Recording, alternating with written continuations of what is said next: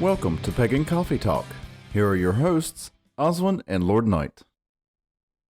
Let's talk about Tesla. Okay.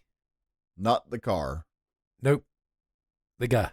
Yes, we're talking about the scientist, the one and only Tesla. Brilliant, but a little Disturbed. And that seems to be the case with brilliant people. With most geniuses. Have you noticed that their ability to interact with the world seems to drop? Right. Again, something I think that can be fixed with, medication. More shagging.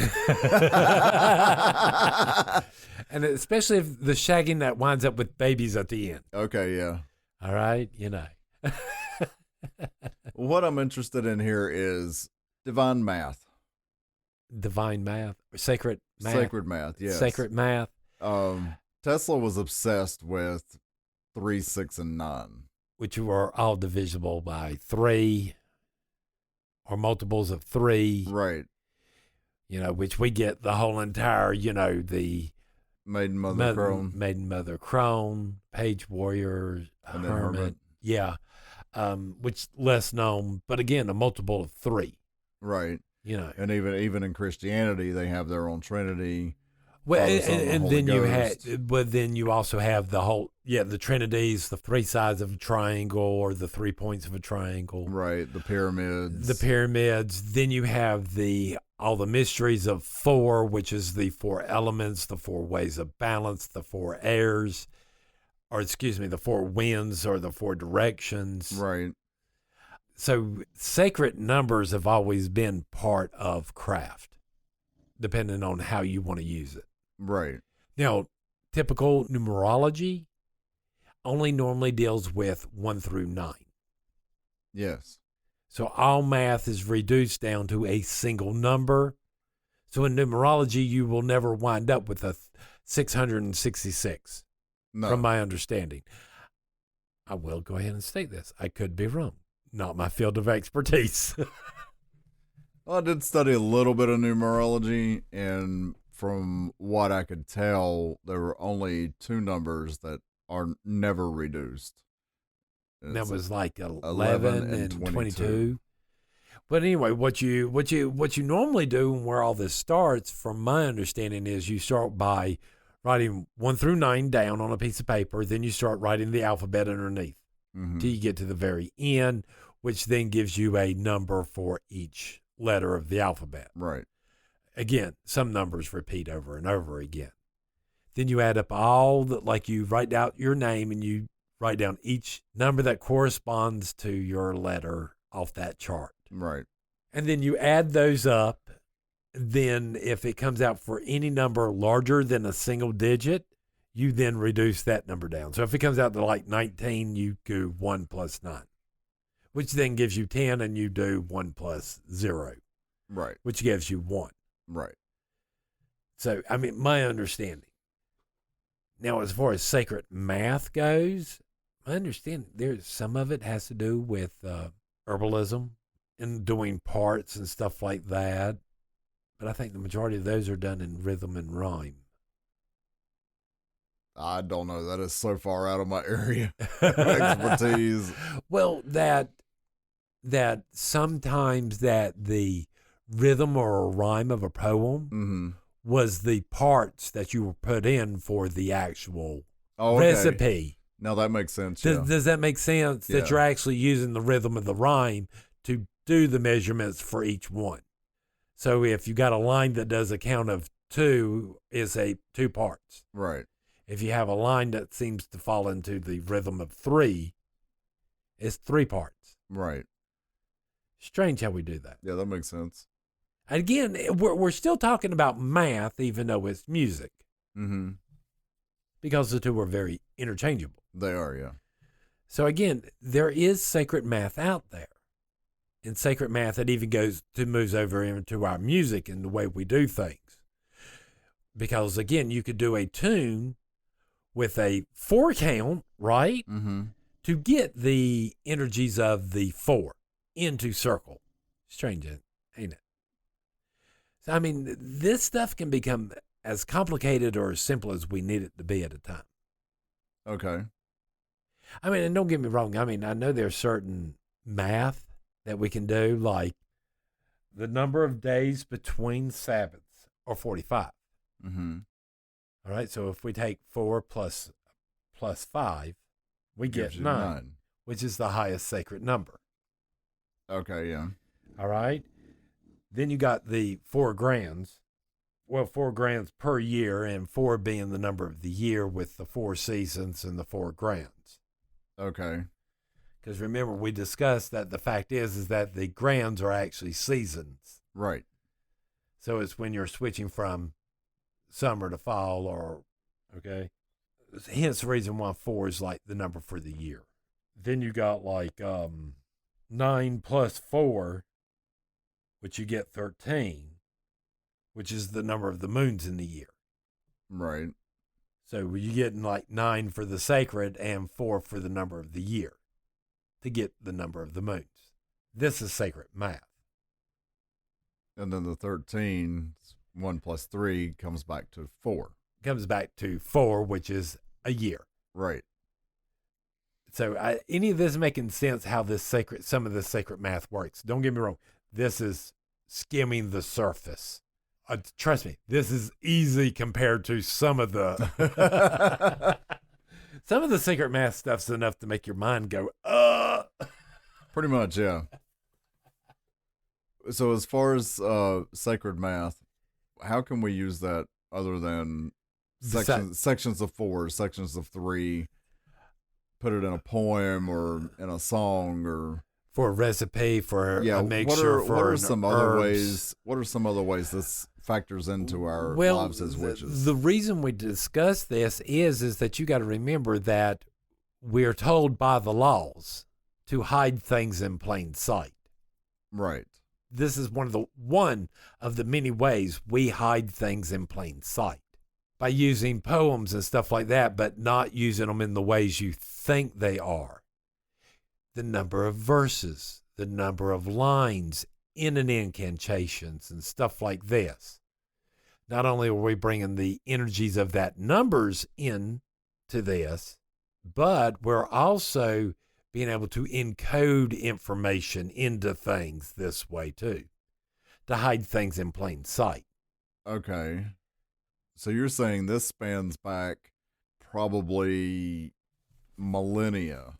Oh, God, yes. Well, you got to remember, the reason we have the whole hide in plain sight was the same reason why if you pull up one of Leonardo da Vinci's diagrams for one of his machines and you follow the diagram 100%, the machine's not going to work. But why? Because Leonardo da Vinci put into those diagrams a flaw that only he knew about. So nobody else could copy it. It was a form of copy protection. Right. Same things with these spells and the stuff like that. There's all these older books and stuff that a lot of people don't have any use for. But if you go back and you start reading some of this stuff that they got in rhymes and you start looking at this stuff, it's going to change the meaning of what in the world you're actually reading. Do you really think you're reading a poem about Little Red Riding Hood? Really? I mean, come on, people. We're not this stupid. Again, this is one of the things we do in sacred maths. We encode things in things. And you sort of have to learn how in the world to work it, like knowing these numbers and stuff like that. Knowing that 4 is the number of a year. 4 is also the number of Earth, for as far as I know. So does this come from... Which then translates into sacred geometry, when you see that in sacred geometry, Earth is always represented by a square. 4 sides, 4 corners. So there really is a whole lot more to this. This is just like scratching the surface. Oh, God, yes. So if somebody wants to learn more about sacred math and sacred geometry... Not my field of expertise. Well, yeah, but I mean, could you recommend anything? Really, I haven't even seen books on sacred math in or geometry. Sacred geometry is the only place I could think of, or a category you could look up to maybe start with the sacred math. I could be wrong there. Okay. I mean, because there's more to it than just numerology. Well, sure. Doing your birth date number and all this other stuff. That's just the trick or something to entertain the kids with. Right. The actual sacred math tells us stuff about the universe and the laws of the universe and how we describe things. Again, we're a lot of people would think that witches would be anti-science. And a lot of people don't understand all the sciences came from witchcraft. Sure they did, yeah. That's why in the world the Christians normally have a problem with the sciences because of the association that it has with witchcraft. But this information's there, it's out there. I'm not exactly sure where you go to learn about it. Because again, what I teach and what I know of, it's just surface level. Right. Again, not my field of expertise. And I have yet to have a student to go, hey, I want to do that. Yeah, you don't find too many of them. Oh, no, I want to go research sacred math. Yeah, you don't find too many of them. You don't find too many people that want to do sacred geometry. If we could ever get a student who was just like, teetotal math geek. Right. And this was what they excelled at and things like that, then yeah, I could see somebody like that getting into, really delving deep into the sacred maths and the geometry and all of that. And what it means to bring the energy of 4 or to bring the energy of 5 or 7 into ritual or into a meditation because you're listening to a frequency based upon that number. Right. Or you're listening to a tone or a rhythm or a drum beat based on a certain number. Right. I'm sorry, this can go completely in directions most people don't think about. Absolutely, yeah. What does a 9-beat drum sound? Do you see what I'm asking? I mean, I know nothing about music. Well, you could, if you're going to do something like that, then, there's any number of combinations within that. Right. How do you get to 9? You're the music geek, not me. You could do it any number of ways. You can do it with, you can do it with long notes. You can do it with short notes. You can do it with a combination of notes. You can, just. But that's like that rapid fire. It's like however you want to do it. There's many ways to put that in there. So. What do you think? Just from sacred numbers, from Tesla and these numbers and his obsession with it, if you learn what he says about the math stuff, you sort of start getting into more of that deeper mystical number thing there. Well, yeah, because he believed that if you could understand these three numbers, you could understand the universe. Then you held the keys to the universe. Hence the reason he always did that vibration, power, and frequency. Yeah, I think that's what it was. Which it came in 3s. Right. In which we discuss, in which we use this concept to describe the spiritual realms from psychological all the way up to astral and the God planes. Right. Yeah, energy, frequency, and vibration. See, we're using this same concept here. The reason I like this guy and some of the stuff that went on there, he's stepping into a world that's not his own. He's getting this information that we've been talking about for years. Right. There was like Iger. Right. Was sitting there and was watching Through the Wormhole with Morgan Freeman. Oh, yeah. And literally turned around and looked at the lady at the time and looked at Lady Abba and was like, y'all talk this way. What the hell? Right. And she's like, no shit. We believe in quantum physics. Yes, it works. We're duh. Right. We're not separate from this. Well, and there's no reason to make it separate. No, it's no use in making it more complicated than it needs to be. But right. Again, we're told to hide these things and stuff because we have been persecuted as a religion. And again, we've done this through the years, and the sacred math and stuff was a way we used to hide stuff, or to help hide stuff and transfer it over and remember it later. So if you go back with some of this information, reread some of these old books, you might be surprised at what you find out. Yeah, armed with that kind of knowledge, yeah. Yeah. Just because you're reading a witch book, and they're sitting there talking about Lincoln Green does not necessarily mean they're talking about Lincoln Green. Right. They could be actually talking about the whole mythology and stuff attached to it behind it. It's just they're not directly saying that. Let's talk about policing our own. Okay. This is an ongoing thing. Yeah. What we're about to talk about is something that I've noticed that is going on in the pagan community, especially in the more traditionalist community for years. Is this, well, I'm a first degree, or I'm a second degree, or I'm a third degree, blah, blah, blah. Right. Again, it's that lady, I'm a third degree, I'm a, I'm a fourth generational witch, or I'm the high priestess here. Again, right. It's the same thing. Okay, now again, in our protocol, we do not refer to ourselves in our titles. No, we don't. All right, we consider it a sign of being arrogant. Arrogant, yeah. Self-centered. Whatever. Right. So when I introduce myself, I just introduce myself by my craft name, and that's it. Again, the clue there is you hear 3 names, and you should figure out that I'm a third degree and go on appropriately. Right. But at no time does this give me the authority to look at somebody else going, well, if you're not part of a craft, Right. No, I don't actually believe they're a witch, because I believe that's a title for first degrees. First, you become a witch. But again, not going to die on that hill, I guess. I don't know how to put that. No, I know. It's not an argument that you really believe in. I mean, you do believe in it, but it's not. I believe in it as far as the technical. What in the world's going on there? Right, but it's not something you're going to beat over somebody's head. Right. I'm not going to sit there and have a field day because Ted and Barb down the road want to call themselves witches. Okay, whatever. Right. Life will go on. I don't care. But I got to say this about our own community. We can be arrogant little motherfuckers. Of course we can.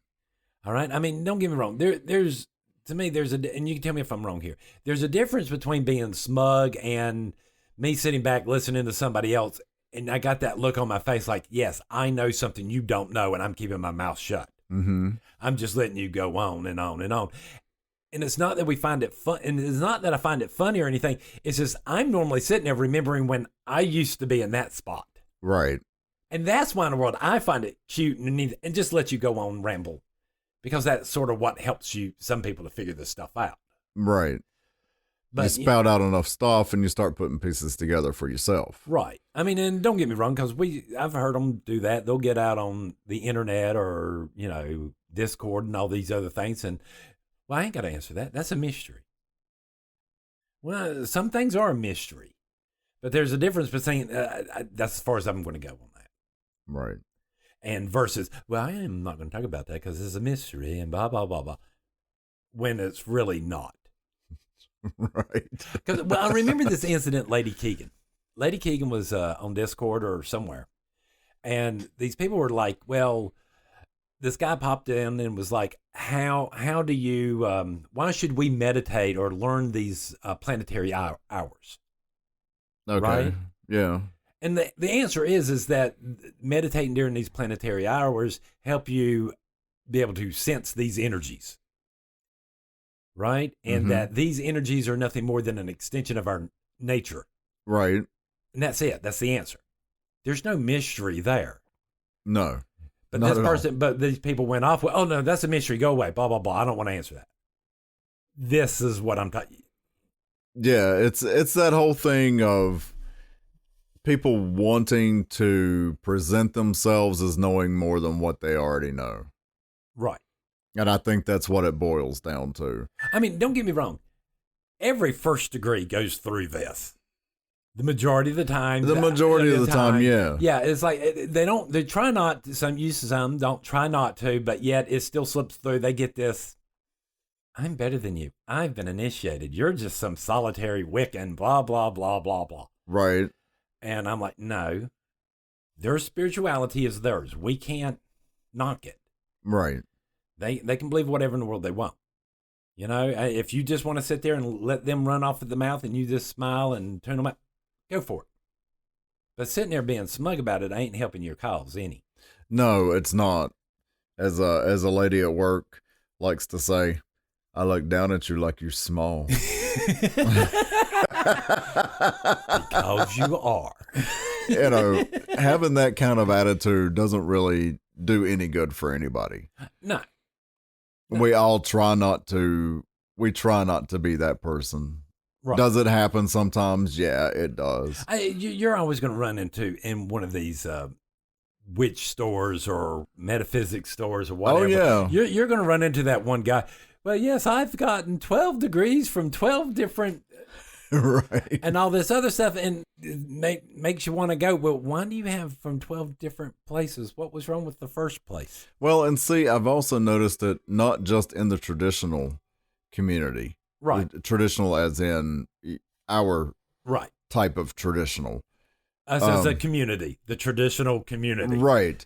But I've also noticed it in the solitary community where people are, like you said earlier, you know, well, I'm a fourth generation witch, or I'm this, or I'm that, and I do this better than anybody else does. I hear that all the time. Well, I hear a lot of criticism about the traditional community doing this, about degree systems and all this other stuff. Oh, sure, yeah, as far as degree systems go. But yet, I hear it in the pagan community at large. Still, I'm an author, so I know more than you.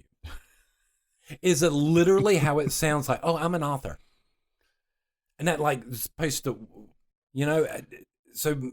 I don't think that that's necessarily people looking down on other people by spouting off this and that. I think that comes from the need, and it's a phenomenon that I've seen over the past, 5-10 years, where people need to validate themselves, or they need to prove that they know this or that they don't know this to other people. And so therefore, when they talk, they're giving off their quote unquote credentials. Right.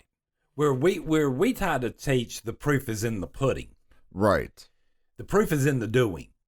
When you see priests and priestesses acting like priests and priestesses and encouraging, you know what I'm saying? Right. But I think that when we sit around and we spout off our credentials, right, I think that comes across to the majority of people as, I look down on you because you're small. True. You know what I mean? Right. I don't think that's the intention. Right. Necessarily. Right. Could be. Not ruling that out. But I think that's where a lot of that comes from sometimes. Like I said, I don't get it because I was raised to believe the proof was in the pudding. Right. That I'm not important. It should be the message. Because the message or the religion can outlive me.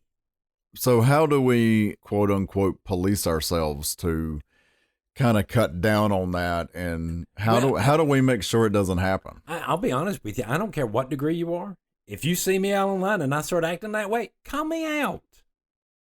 There's nothing in any of the laws I've ever heard of or anything like that that we're in the world. You can't look at a first degree, can't look at a third degree and go, been a little cocky there, ain't you? Right. In other words, you might want to step down. But then on the other hand, this is the way I look at it. Again, policing our own. How good are we being, us that are third degrees and elders now? How good are we doing if we're allowing people to rise to these ranks with this attitude? True. This should be stomped out before anybody even thinks about getting their second degree. I completely agree with that.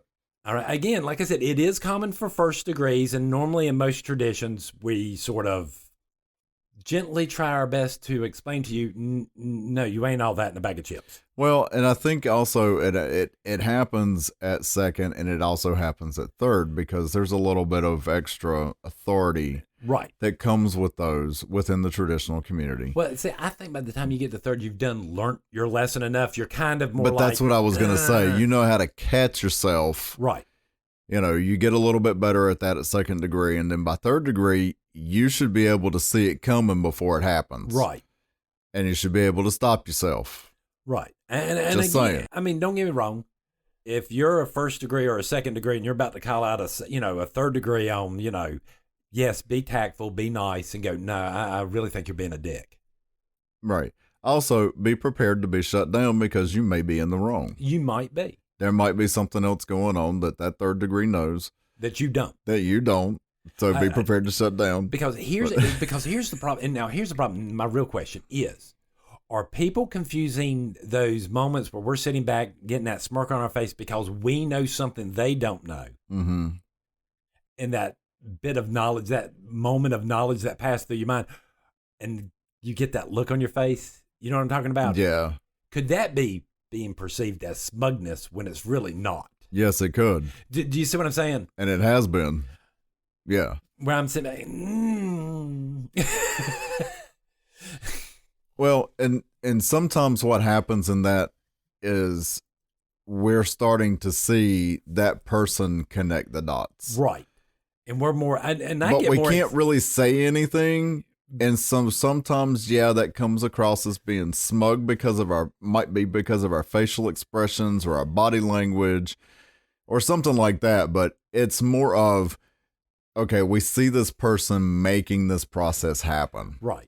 I mean, don't get me wrong. It's hard not to have that look on your face when you're sitting there talking to somebody and they're like 2 inches from saying the right words and it all clicking. Right.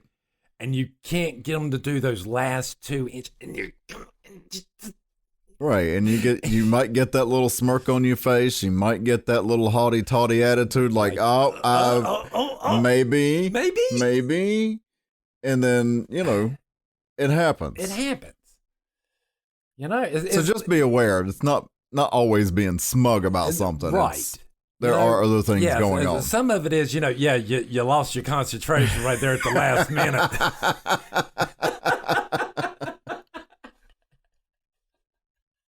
You know what I mean? Yeah.